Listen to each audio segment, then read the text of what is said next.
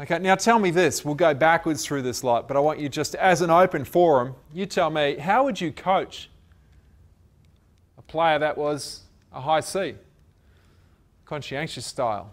Look at some of the behaviours. Okay, problem solvers, maintains high standards. Give them a lot of information if they, if they need it, so that they can process and break things down. And, yep.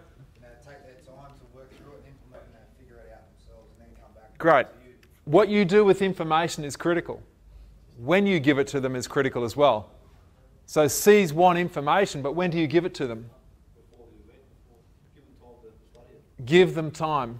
If you basically overload them with that information and then expect them to go out and do something, that won't work out well at all. Okay. By the same token, you could say this for all of them, but certainly to a large degree the C's. And the C's in the group can tell me if this doesn't apply to you. But do you often find yourself doing a fair bit of thinking? Like you process a lot of information internally, not necessarily talking about it to other people. But typically C's do process a lot of information, so most of the time they're thinking. So what does that mean? Anything that you get them to think about additional to that is what? Overload.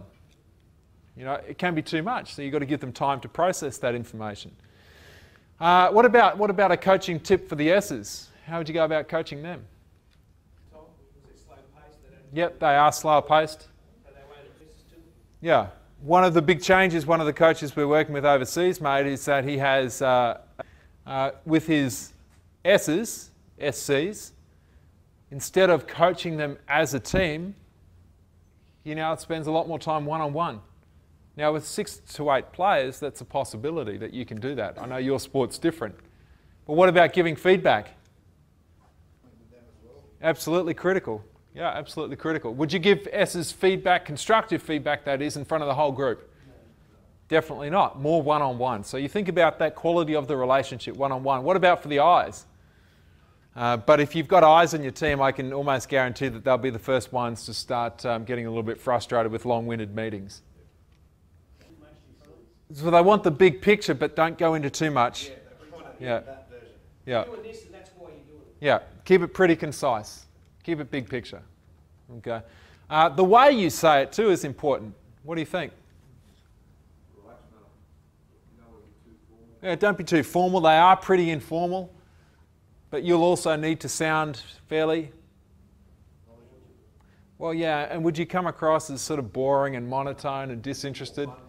Yeah, mix it up, provide some sense of energy with how you do it. So we've got a lot more tips. There's a few tips on these coaching cards that we've given you here. There's some strategies there on coaching the different styles. So that's... now what about these guys? What about the D's? How do you go about coaching them? Hey? Yeah, absolutely. Be direct. Tell them what you want. Tell them what the outcome is. Yeah, they want to be involved, yeah. Yeah. Yeah. One of their frustrations, these guys will get frustrated whenever they don't feel like they have control. Okay, so therefore involvement, being part of the actual process that you're going through. But again, big picture, similar to this here.